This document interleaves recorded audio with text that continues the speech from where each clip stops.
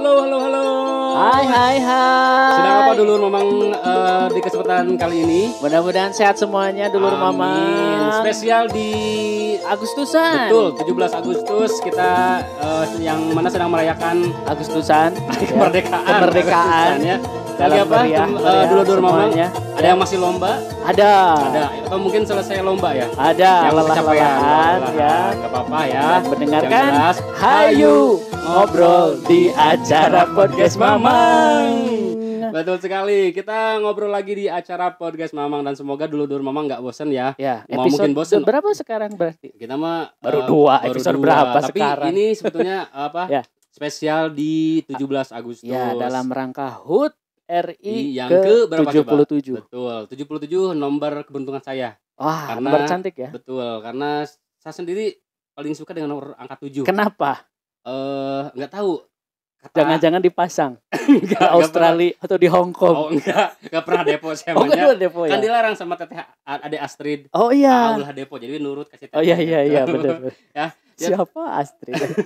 ya, kalau masih ingat dulu saya ada tetangga atau guru ngaji gitu ya. Tapi ini nggak tahu ya apakah ini Astrid juga namanya. enggak Oh, bukan. Ini guru lah gitu punya. Kan nanya katanya lahirnya hari apa gitu. Oh ya. Terus saya bilang hari tit gitu ya dan dia iya. bilang, "Oh, kamu angka beruntungnya Kok itu disensor tit? 7." Jangan. Hari titit. Bukan ya. Ya Bukan. jadi dia bilang kamu lakinya nomor 7 kata Oh, seperti itu. feng shui. Ya. Ya semacam tapi, itu. Tapi itu sih apa yang namanya tergantung ke kita yang percaya atau tidak, yang jelas percaya mah hanya kepada Tuhan yang Maha Kuasa. Betul. Wah, gitu ya. pintar Oke, sekali. Mang Mul tadi Ya. kita di sini spesial untuk Agustus. untuk memeriahkan Memeriahkan ya ya. hari ini 17 Betul. Agustus. Karena setiap orang tuh punya cara masing-masing untuk Betul. memeriahkan Dan merayakan. iya, merayakan Agustus hari ini. kemerdekaan kita. ini. Nah, salah satunya kita lewat podcast Mamang Podcast ini. Mamang, ya. Betul ya. Bukan berarti lomba balap-balap bicara. Tapi iya sih. Iya, bisa. Ya. Ciri pisan. Ngomong-ngomong untuk dulur-dulur Mamang hari ini sedang apa? Tadi sudah dibahas, bisa ditanya ya. Sudah ditanya. Nggak apa-apa, Mau nanya ditanya lagi. Boleh ya. Mungkin ada yang lagi capek habis tadi perlombaan ya. Anu kalah lotor mungkin Ya, ada juga panitia mungkin lebih capek emang itu. Panitia Persiapannya, mah, Mang. peserta sudah pulang, panitia masih Panitia masih belum beres-beres, nyiapin hadiah, Mm-mm. ngamanin ibu-ibu. Encan non di rumah kudu nyangu Heeh. gitu. Dan tadi teh sempet nyangu pagi-pagi soalnya Pagi-pagi berangkatna langsung lebih, ya ke lapangan. lebih awal langsung ke lapangan, Ya, jadi nggak harus sempat lebih baru awal, nyangu. panitia. Untung tadi carekan ku salah kinanya ataku.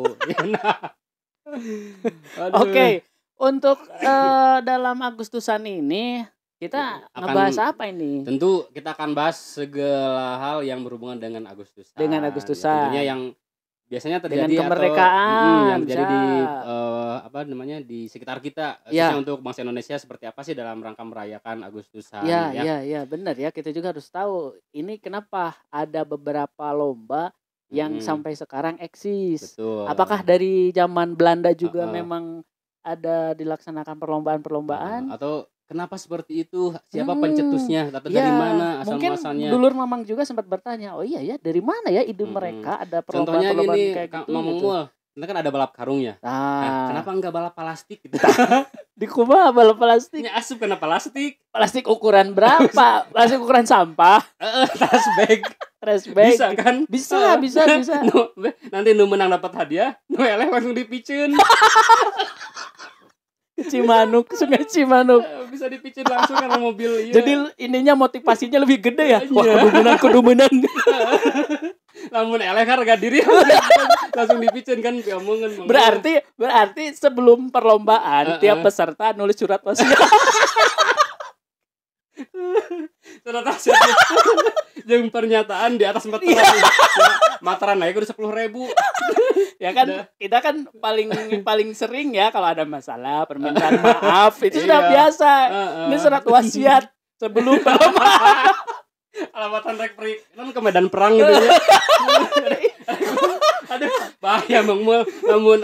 Tapi untung tidak seperti itu ya. Ya. Kalau misalnya lomba seperti itu, saya yakin sedikit demi Sepi. sedikit tiap tahun bakal habis warga Indonesia-nya. Nanti Kemarahannya. berita di tanggal 18 sekitar sekian ratus orang Tergeletak. dinyatakan hilang atau terseret arus Sungai Cimanuk karena kalah perlombaan balap plastik. Oke. Oke. Kita capeknya. Ya. Kita serius. Serius. Oke, serius. Serius maunya orang itu serius. Permulaan ya. pemanasan. Ngomong-ngomong masalah kemerdekaan, kita tahu di tanggal 17 Agustus 1945 ya. itu di mana negara kita Indonesia tercinta ini mendeklarasikan atau memproklamasikan. Nah, kok saya kayak pejabat yang itu tuh mengsengsa.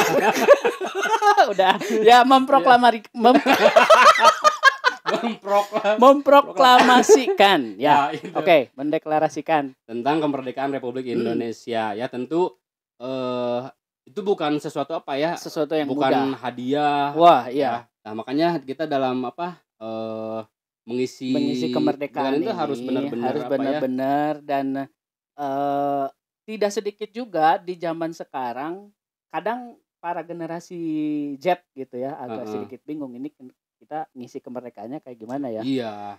Yang tidak sedikit juga Kang Mul. Ada loh ya, misalnya generasi muda yang dia mengisi kemerdekaan itu dengan hal-hal negatif. Banyak. Misalnya dengan balap liar, kemudian dengan pesta-pesta yang terlarang gitu ya. Sangat disayangkan sekali ya kalau kita lihat dalam meraih kemerdekaan itu masyarakat Indonesia zaman dulu itu mereka berjuangnya dengan susah payah bahkan sampai mengucurkan darah, mengorbankan nyawa. Nah, bahkan kita harus ingat loh peristiwa sebelum 17 Agustus itu dideklarasikan oleh Bung Karno dan Bung Hatta di tanggal 16 sebetulnya. Kalau menurut saya nih ya, menurut saya kemerdekaan itu tanggal 16 Agustus. Wah, kenapa? Harusnya lagunya bukan 17, bukan. 16 Agustus tahun 45. Besoknya hari kemerdekaan kita. Iya. Tapi kan yang benernya 17 Agustus. Kenapa dirubah itu? Bedanya apa? Dengan lirik tadi. 16 Agustus tahun 45. Besoknya hari kemerdekaan kita. Setelah 16 tetap 17.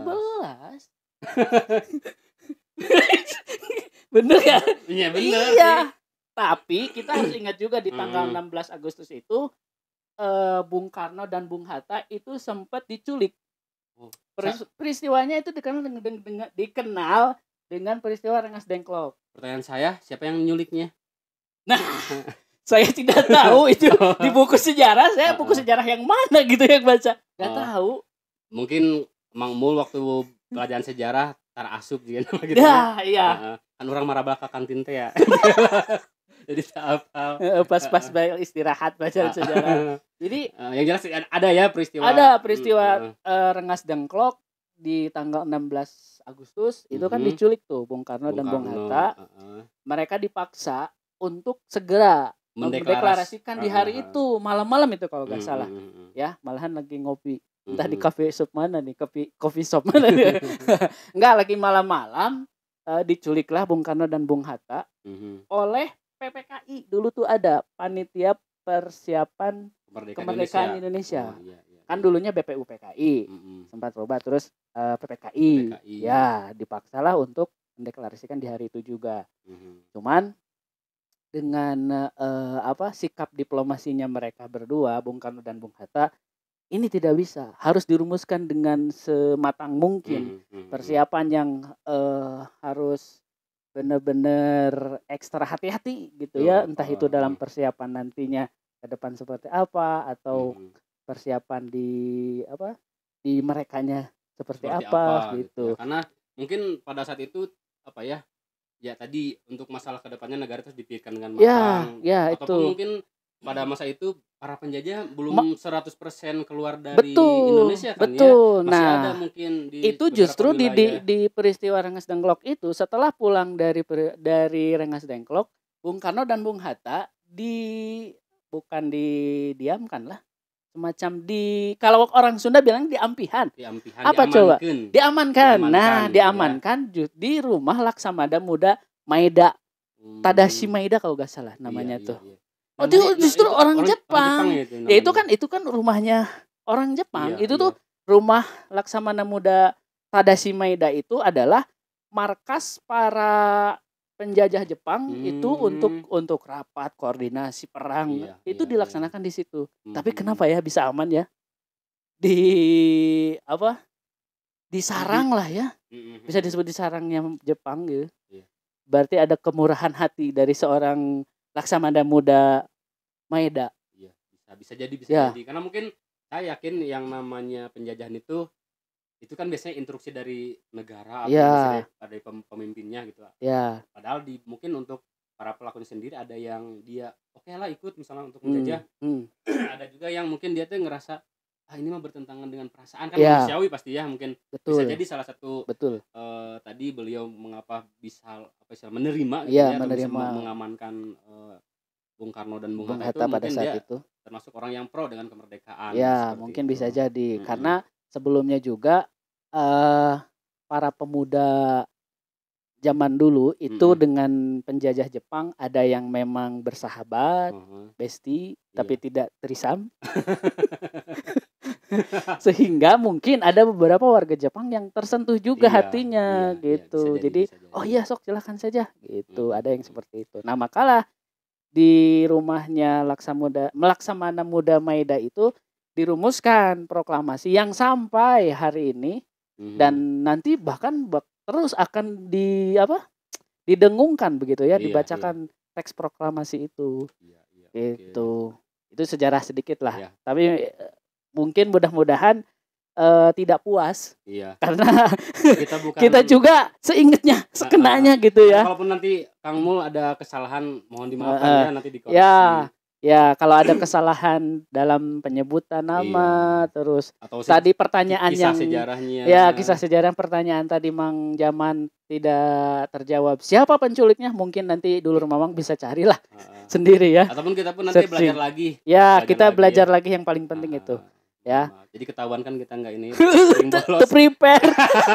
sering bolos di pelajaran sejarah. Tapi maklumlah kita namanya dulu kan kita masih muda ya kan belajar sejarah, sekarang udah mamang-mamang. Belum terlalu mikirnya nantilah gitu. Iya. Padahal kan tadi yang namanya sejarah itu harus tetap kita lestarikan betul. Untuk nanti dulur mamang jangan dicontoh ya kalau jangan disclaimer dulu. Jangan dicontoh seperti kita ya. Karena kita berpikir sejarah Indonesia nantilah dipelajari gitu. Karena yang saya rasakan gitu. Jadi jangan dicontoh, disawer saja kita. Saya ingat episode satunya. Belum move on. Belum. Apa? Iya, enggak. Belum nanti itu. Tadi sawernya. Dibutuh pisan. Belum. Itu sedikit sejarah ya tentang proklamasi. Terus kita juga Mang Mul berbicara tentang kondisi masyarakat di waktu penjajahan. Di waktu penjajahan ya. Tadi kita sudah kita bahas bagaimana penderitaan masyarakat Indonesia. Kemudian bisa dibayangkan Mang Mul kalau misalnya yuk kita kondisi kita ditarik ke zaman dulu ya. Bagaimana? Kira-kira Mang Mul lamun Kang Mul Mang Mul lamun misalnya di zaman penjajahan bakal kumaha coba. Kebayang teu? Oh, kondisi sekarang? Bukan kamu. Oh, kamu anggaplah kamu tahun lahir di tahun 40-an gitu. Kamu geuleuh urang ngadengena kamu aneh. Mana teh lahir di tahun 40-an. Bakal kumaha gitu nya. Gak kuat. Gak kuatnya gini. Dulu kan gambarannya gambaran di zaman dulu serba susah. Apalagi bahkan senjata kita hanya bermodalkan pemburuncing. Ya kan? Terus di sisi lain musuh kita udah pakai senjata yang memang udah canggih di zaman itu. Iya. Gitu. Ada apa kayak bom itu teh gitu teh. Meriam, jika lodong mendingan. Jika lodong anu awi besar. Lodong meriam tanpa belina. Oh iya. Terus itu ada juga apa anu dicabut bom molotov bukan? Molotov mah itu pakai bensin. Oh, beda lagi. Bom naonnya tuh? Bukan bom atom. Bom like sekarang. Bom like. Sama bom komen. Nah, itu iya sih kalau orang pribadi gak sanggup. Bakal kuat. Emang zaman gimana? Kalau saya pribadi pun saya berpikir ya pastilah nggak bakal kuat Mang Mul soalnya ya kita pasti hidup dalam ketakutan kan, misalnya ada perang, suara bedil, tembakan di mana-mana, kemudian suara bom di mana-mana gitu kan ya. Itu diksi kolot sekali bedil. Bedil itu bahasa Sunda kan ya. Iya Sunda. Iya. Bedil teh pistol, senjata gitu. Ya. Kebayang kan misalnya aya bom di lureun sirah gitu nya. Untuk kaheden oge gitu. Peluru meureun di mana-mana nya, kebayang pisan. Pasti ketika kita mau melakukan apapun ada dalam ketakutan gitu. Betul. Ya. Kebayang bahkan ada sedikit sejarah juga ini tentang perjuangan zaman dulu ketika penjajahan Belanda. Kalau gak salah siapa Dendels sempat memerintahkan membuat apa sih jembatan apa ya yang sejarahnya itu tercatat bahwa rakyat Indonesia tidak diberikan upahnya. Jadi hanya dipekerjakan saja. Apa sih namanya tuh? Kerja paksa Rodi. Kerja Rodi dan ternyata Romusa dan ternyata terkuak sejarah sekarang dong. Ternyata Dendels itu bayar ke orang, kalau sekarang tuh ke kades, ke lurah, cuman tidak sampai ke masyarakat. Ternyata di zaman dulu, zaman penjajahan Belanda itu sudah ada korupsi, Pak. Tulap-tilap baju. Iya. Baju anunya aya artos di bajuan ditilapkeun. Iya. Subhanallah. Ini bener ya. Dulur Mamang perlu diketahui juga, sejarah baru terkuak kemarin-kemarin lah. Setelah netizen Belanda tahu dengan berita bahwa saya pembangunan apa? Nanti searching lah ya. Dendels itu memerintahkan ngebangun jembatan antara Surabaya dan Madura bukan apa ya? Itulah pokoknya. Tapi bukan itu sih poinnya. Poinnya adalah ternyata Dendels itu bayar ke buat upah. Nih, buat upah berapa orang misalkan. Jebret. Itu kalau istilah sekarang ke kades, ke lurah, kepala wilayah lah gitu ya. Kalau dulu apa sih ya istilahnya? Manor mungkin tidak. Manor mah itu orang lapangan. Orang lapangan. Nugaduh wilayah we. Ya, dan ternyata nggak nyampe upahnya itu. Bersuaralah dengan dengan bukti-bukti mungkin yang mereka miliki gitu. Dan ternyata ya gitulah ternyata ya ada oknum-oknum yang ini kita inikan lagi ya, kita garis apa sih? Garis bawahi bahwa itu adalah oknum. Ya, itu sedikit sejarah. Tapi di samping tadi ada yang bayar oge, tentu ada beberapa jalannya informasi gitu ya dari orang dulu bahwa memang kita ini banyak masyarakat yang tidak dibayar juga Mang Mul, bahkan mereka harus mengorbankan nyawa kelelahan dikerjakan. Dan tapi sih itu adalah bagian dari perjuangan masyarakat sipil kita, karena kebayang kalau misalkan zaman dulu ya, kondisi zaman dulu ditarik ke zaman sekarang dengan teknologi yang canggih. Ketika perjuangan, kebayang nanti pas ketika menyerang Belanda ada medsos gitu ya dengan teknologi 4.0 sekarang, YouTube, TikTok, justru akan lebih mudah. Artinya gini, kan ya ada positif negatifnya. Positifnya kalau misalnya untuk mohon maaf ini apa ya namanya bayangan kita gitu ya. Bayangan kita. Kalau misalnya untuk orang-orang yang dalam tanda kutip baik gitu ya. Mungkin ketika misalnya lagi perang itu tapi live gitu bisa di live IG atau misalnya di YouTube guys aku lagi diserang guys gitu nya. Mungkin ada seperti itu, mungkin tidak. Iya. Aduh guys, ada ibu-ibu guys. Itu negatifnya ya. Saya yakin tidak akan ada seperti itu ya. Waktu itu gak bakalan kepikiran lah mau apa-apa juga gitu. Iya. Tapi positifnya kalau tadi kita berhasil bahwa ada media di waktu itu mungkin kita sesama warga Indonesia, saling mengingatkan, saling nge-share atau kalau dulu kan saya dengar kalau misalnya ada sesuatu itu pakai surat atau pakai ajudan gitu ya. Iya. Surat pakai merpati. Merpati ada? Japati. Iya zaman. Kan ada. Oh iya. Tapi banyak juga yang misalnya mengutus gitu ya, seseorang pergi gitu kan. ya itu memakan waktu yang cukup lama dan ribet juga kan ya, capek gitu.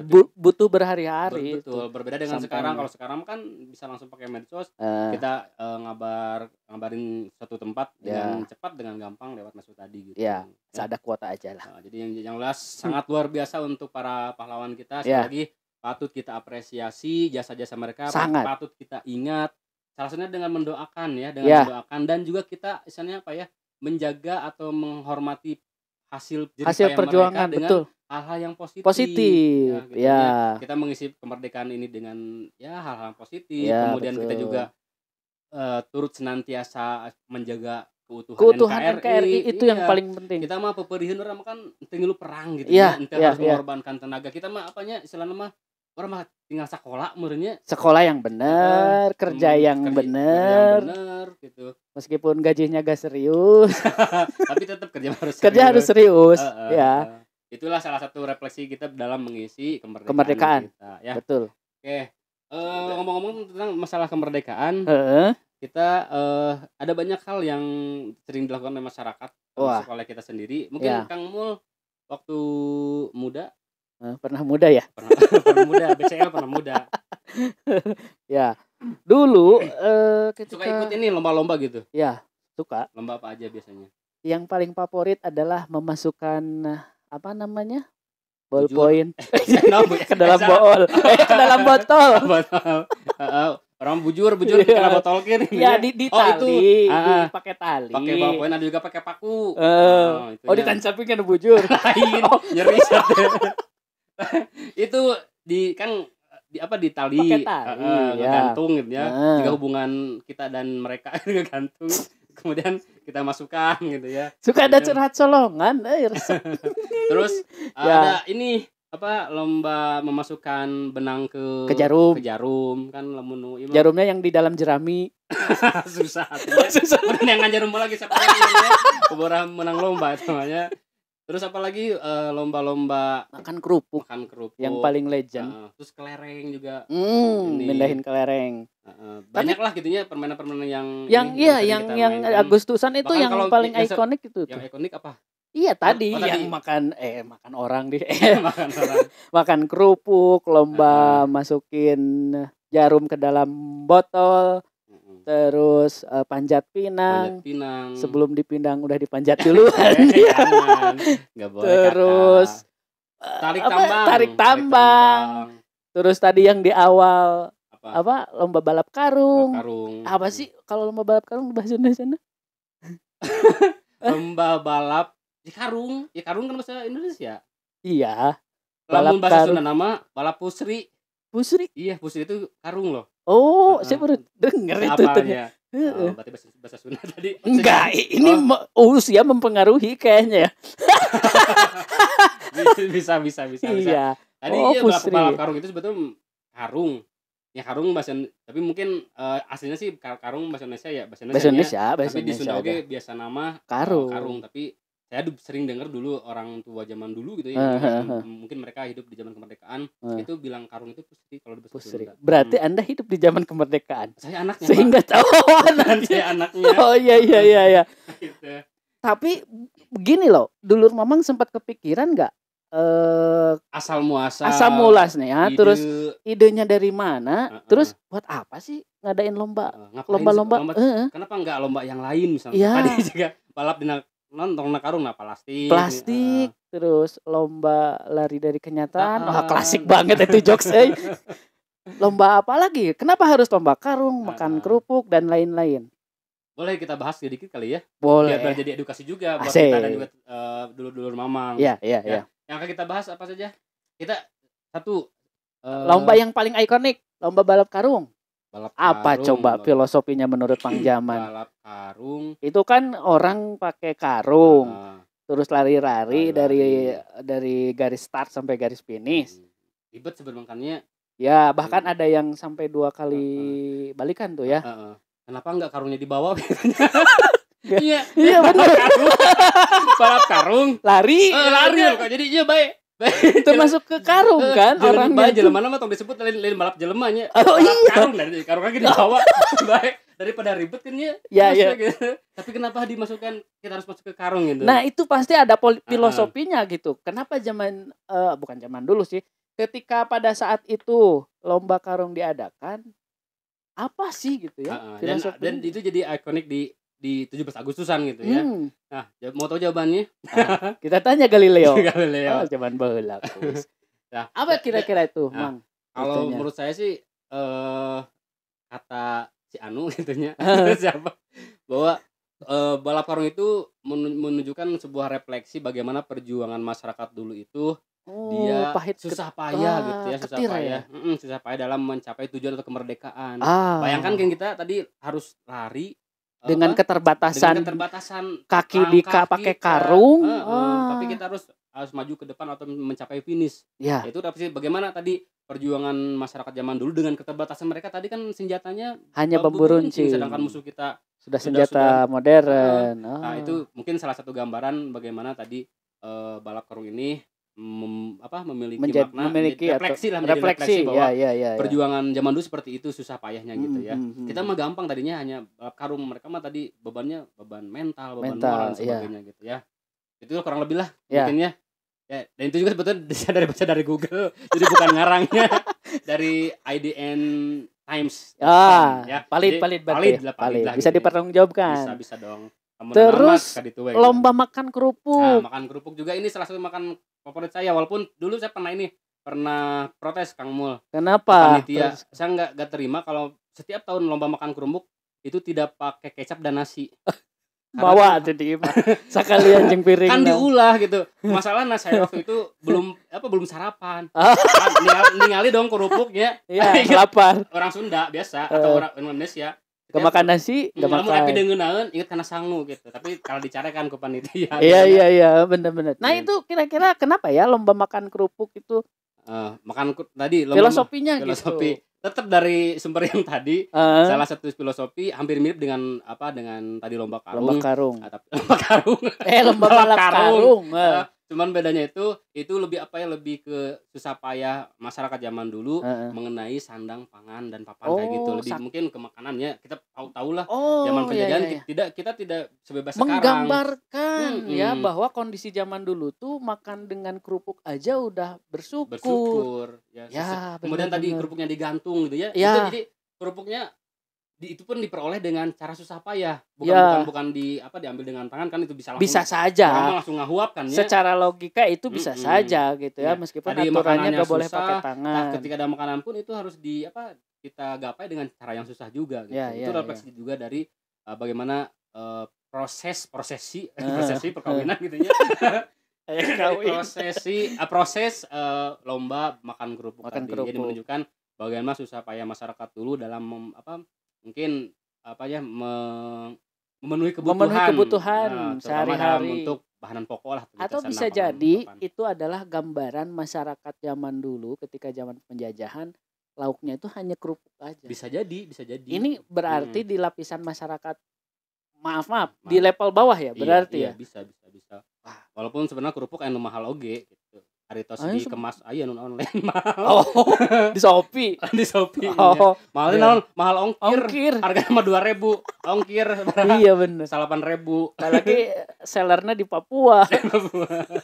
Wah. Oke, lanjut ke yang ketiga biasanya. Yang ketiga yang paling populer adalah tarik tambang. Karena kalau tarik tambang itu Mang Mul yang paling tahu. Karena gini, tarik tambang ternyata memiliki sejarah yang sangat panjang. Bahkan, sepanjang tali yang di enggak ya. Paling 10 meter ada enggak? 15 meter. Mungkin kita 10 meteran lah, biasanya 5 meter untuk lawan A, lawan B-nya. Ya. 5 meter. Tapi sejarahnya tidak sepanjang 15 meter, asik. Sepanjang apa itu? Sepanjang jalan kenangan. Gekenya. Iya. Ternyata ini perlu dulur Mamang ketahui semua, lomba tarik tambang ini sudah ada di zaman 8 di tahun, bukan di zaman itu. Zaman ini kan. Iya. Bener, di Mamang zaman. Di tahun 8 sebelum Masehi. Sebelum Masehi. Iya. Sebelum Masehi berarti zaman Yunani. Mungkin. Ya. Yunani kuno. Ya, Yunani modern. Masih kuno kan Yunani. Kenapa ya ada istilah Yunani kuno ya? Entahlah. Terus sekarang masih Yunani masih kuno gak? Enggak dong. Enggak. Udah modern. Mungkin itu mah lebih ke apa ya, peradaban mungkin. Kan kalau kuno mungkin masih lebih tradisional gitu. Mungkin kalau yang modernnya itu sudah pakai alat-alat yang modern. Mungkin jadi ngebahas Yunani ini. Tarik tambang, Mang. Tarik sisa. Tarik tambang ini di tahun 8 sebelum Masehi, dan ternyata ini dulur Mamang harus tahu juga nih Mang Jaman. Di sejarahnya ini ada di beberapa negara, gak hanya di Indonesia, khususnya di Kamboja, terus tadi di Yunani di Yunani, di Tiongkok, dan sekarang itu di Korea. Oh iya, ingat asli ya, pas saya nonton film apa ditembak Squid Game. Squid Game ya. Koci. Nah, jujur saya pas nonton film itu saya ada pertanyaan yang nyentil. Yang menyentil. Kenapa? Karena kok di film luar gitunya aya perlombaan tarik tambang. Kan saya pikir saya ngedeklar bahwa tarik tambang itu kan kebiasaan di urangnya lomba gitu.